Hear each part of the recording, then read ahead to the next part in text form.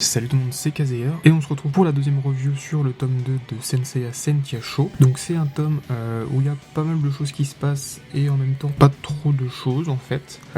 Donc on va déjà reprendre les événements, comment ils se déroulent. Donc on reprend tout de suite après la fin du tome 1. Donc à la fin du tome 1, il y avait la sœur Kyoko qui avait sauvé sa sœur Shoko de la déesse Eris, et qui du coup s'était fait posséder. Et du coup Shoko l'héroïne avait simplement dit qu'elle voulait devenir une saint pour protéger et sauver sa sœur. Donc on reprend directement après, où on a tout simplement mis du dauphin qui emmène Shoko au mont Togakushi, donc pour qu'elle suive un entraînement de Saint. Donc c'est Saori qui l'a demandé. Donc on a une petite discussion entre Shoko et Mi dans la voiture, et chose qui ça m'a fait un peu rire, parce que je me disais donc Mi dans la voiture elle est vachement plus cool avec Shoko que ce qu'elle était dans le tome 1, et même Shoko se fait la réflexion dans la voiture, elle se dit oh, elle est quand même sympa et tout. Donc voilà. Ensuite Shoko est déposée sur la montagne, et elle essaye tout simplement de trouver son maître pour qu'elle lui apprenne à devenir une saint. Et elle va rencontrer donc deux jeunes, un mec qui s'appelle Mirai et un mec qui s'appelle Shinato. Et en gros les deux vont un peu la malmener, tout simplement parce qu'elle a pas trop de cosmos, mais elle porte une clause sur elle, enfin elle porte la box. Donc il la croit pas trop quand elle lui explique qu'elle vient pour s'entraîner de la part d'Athéna, etc. Ils y croient pas du tout, puisque pour eux Athéna est au sanctuaire, comme pour tous les saints en fait, puisque normalement c'est là qu'elle devrait être. Il la malmène un petit peu, et Shinato fait une espèce d'attaque de cosmos ridicule, et la défonce simplement. Elle est envoyée au bas de la montagne, il récupère sa clause et puis il se casse voir leur maître. Et finalement il y a Shoko qui arrive à remonter la montagne alors qu'elle s'est fait défoncer juste avant, donc ça impressionne un peu les deux gars. Et le maître du coup, qui est en fait une femme, qui est Mayura, elle accepte de voir Shoko pour voir un petit peu qui elle est, etc. Et en fait elle va lui dire que elle va pas l'entraîner parce que son cœur est trop tourné vers le désir de devenir plus forte pour sauver sa sœur, et qu'en gros le fait que son cœur qu'elle ait une ambition personnelle, c'est pas du tout ce qu'il faut pour devenir un saint, puisqu'il faut protéger Athéna et pas pour ses ambitions. Donc elle lui dit en gros que bah non, je t'entraînerai pas. Ensuite on a un petit passage chez Eris où on voit les dryades qui commencent à renaître. Donc il y a Athé, la chef des dryades entre guillemets. Il y a sa petite sœur qui s'appelle Emoni ou Ebony, je crois, qui ressemble à une petite gamine. Et on a un gars, alors je sais pas si c'est un fantôme en dryade, puisque les dryades j'ai l'impression que c'est que des femmes. Donc il n'y a que des femmes au service d'Eris, et les hommes, ce seraient des fantômes, donc des anciens chevaliers d'Athéna qui auraient été corrompus par Eris. Donc je sais pas trop qui c'est, on verra sûrement dans les prochains tomes. Et on voit que Eris, tout simplement, donc Kyoko, est dans une espèce de bulle. Elle est en train de devenir complètement Eris, et elle fait s'envoler des pétales, des petites graines de discorde en fait, à travers le monde pour un petit peu corrompre les humains. Et il y a une de ces fleurs de discorde, une de ces graines, qui va toucher Shoko. Et du coup qui va un petit peu la corrompre, elle va complètement péter un câble, enfin pas péter un câble, mais elle va vouloir devenir d'un coup plus forte pour sauver sa sœur, etc. Et du coup Mayura lui dit, tu vois, t'as cédé à tes désirs profonds, donc t'es pas vraiment une vraie sainte. Et du coup, pour ne pas vraiment la tuer, parce qu'elle a pas envie de la tuer, elle la scelle dans une espèce de... Enfin, elle l'englobe dans une roche, et en gros elle la scelle pour l'empêcher de sortir. Pendant ce temps-là, il y a Athéna qui fait des rêves en fait, et elle rêve de ses anciennes vies, donc on comprend un petit peu qu'elle est en train de complètement devenir Athéna, puisque à la base c'était quand même une humaine, enfin une humaine réincarnée, mais elle n'avait pas tous ses souvenirs. Elle commence à retrouver ses souvenirs et à prendre conscience vraiment de qui elle est, etc. On a des petits flashbacks, notamment sur le fait qu'elle ait des doutes en fait, parce qu'elle reste humaine, même si c'est une divinité à la base, elle s'est réincarnée dans un corps d'humain, donc elle reste humaine. Je trouve que ça c'est un point qui est plutôt pas trop mal. Ensuite on va retourner sur Shoko qui est dans son espèce du coup de prison de roche, où elle est complètement à la ramasse quoi. Enfin il y a des spectres autour d'elle qui essayent de la corrompre encore plus, de l'emmener dans les ténèbres.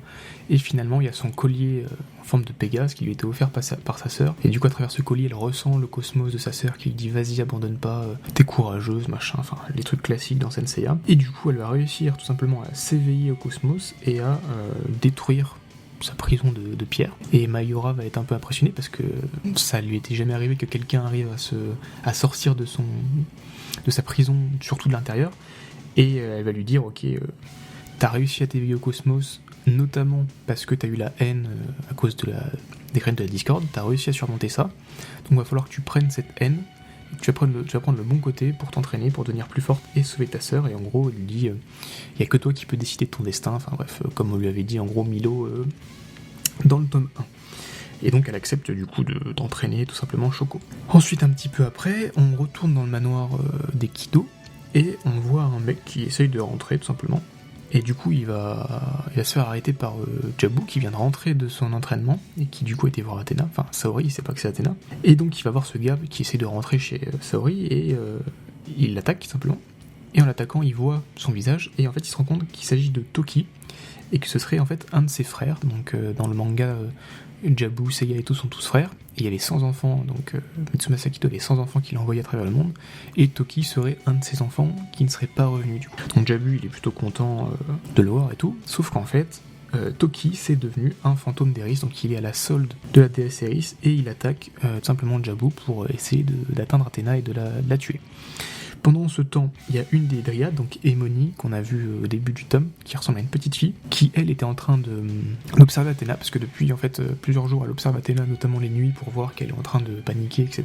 Sauf que Mi du Dauphin l'a vue, et il y a un combat qui s'engage entre les deux. Donc Emony commence un petit peu à dominer le combat et à se foutre de la gueule de Saori en disant ouais, vous avez vu votre déesse, en fait, elle pleure, elle a peur, machin, c'est pas une vraie déesse. Et puis t'as Mi du Dauphin qui la défend tout simplement, et qui va défoncer, qui va réussir à prendre le dessus sur Emony. Jabu va, je crois qu'il va défoncer Toki, enfin il va le battre, et il y a tout simplement Athéna qui va arriver près de lui, et qui va le prendre dans ses bras et simplement le rendre à nouveau heureux, et du coup il va disparaître puisque c'est un fantôme. Et en fait au même moment il y a Eris qui attaque pour tuer Athéna tout simplement. Et là il y a Jabu qui se fait one shot, enfin il se fait assommer, je sais plus trop comment. Mais du coup, c'était un des points qu'il y avait souvent en point négatif dans Senchasho, qui disait ouais, comment ça se fait que Jabu il ait vu que Saori c'était Athéna et ils disent rien. Alors là, alors je sais pas, peut-être qu'on le verra dans le tome 3, mais dans le tome 2, il a juste vu comment il s'appelle, Toki disparaître dans les bras de Saori, mais enfin ça veut pas dire que c'était Athéna, enfin il y a pas d'élément qui prouve que c'est Athéna, et ensuite il se fait assommer par Eris quand elle vient essayer de tuer Athéna. Donc pour l'instant je vois pas trop d'incohérence. Alors peut-être que ce sera dans le tome 3, je sais pas, mais en tout cas pour l'instant je trouve pas ça incohérent. Donc il y a Eris qui essaie d'attaquer Athéna, et vu qu'elle est dépourvue de défense puisque Mi n'est pas là, qu'il y a une autre scène qui devait arriver mais qui est pas là non plus, elle est sans défense et elle est protégée par Shoko qui arrive d'un coup en mode téléportation. Enfin en fait c'est Mayura qui l'a envoyé valser dans les airs et elle est arrivée auprès de Saori pour la protéger. Et en fait tout simplement dès que Shoko voit sa sœur, elle est un petit peu stressée, et il y a l'armure du petit cheval, donc qui était l'armure de Kyoko avant, qui réagit à Kyoko et qui va se mettre en armure sur Shoko, donc qui va vraiment être pleinement la Sentia du petit cheval. Et le fait en fait de voir sa sœur en Sentia, ça va faire reprendre Kyoko le dessus sur Eris, qui va reprendre un petit peu le dessus pendant quelques secondes, et il va y avoir un mini affrontement, et le tome se termine sur Eris qui utilise une attaque qui a l'air hyper puissante, mais on sait pas ce qui se passe. Donc voilà un petit peu pour le résumé des événements du tome. Donc c'est un tome où il s'est passé plein de choses, mais finalement pas grand chose, puisque on a juste vu un petit peu plus la personnalité de Shoko, de certains nouveaux personnages, le fait qu'elle ait un cœur qui soit potentiellement, ça on le savait déjà à cause du tome 1, qui soit potentiellement maléfique, puisqu'elle est née sous une mauvaise étoile comme sa sœur. Voilà, on voit que Athéna est en train de devenir complètement une vraie déesse, qu'elle a des doutes par contre, qu'elle continue à rester humaine. Et puis on voit des nouveaux personnages avec l'arrivée des chevaliers, donc avec Jabu. Donc c'était un tome qui était plutôt pas mal. Moi j'ai bien apprécié ce tome, il était cool, il y avait de l'action, il y avait du rythme, il y avait des informations qui étaient vraiment importantes, qu'il fallait développer, donc c'était un tome plutôt cool. J'ai hâte de voir le 3e tome, parce que j'aimerais bien savoir si du coup Jabu se réveille et voit que Saori c'est vraiment Athéna, parce que c'est vraiment un des points noirs qu'on reprochait souvent en manga, donc j'ai hâte de voir ça, et surtout j'ai hâte de voir un petit peu Shoko au combat, parce que là elle a pas fini son entraînement, elle a à peine commencé, et Mayura l'a renvoyé vraiment pour essayer de gagner du temps, quoi. C'est vraiment en mode bouclier. Donc voilà, j'ai hâte de voir ce qui se passe dans le tome 3. Donc clairement pour l'instant cette série Senchasho c'est vraiment que du bon, voilà. Le dessin est cool, l'histoire est cool, les personnages sont plutôt bien écrits. L'héroïne fait un peu classique, mais c'est normal. On va dire il y a juste un petit peu leurs jupettes quand elles se battent qui font un petit peu ridicule pour des chevaliers, mais bon, ça c'est le côté un petit peu vendeur du truc, quoi. Donc voilà tout ce que j'avais à dire sur ce tome qui est plutôt pas mal. Et puis je vous dis à la prochaine donc pour la review du 3e tome. Allez, ciao tout le monde.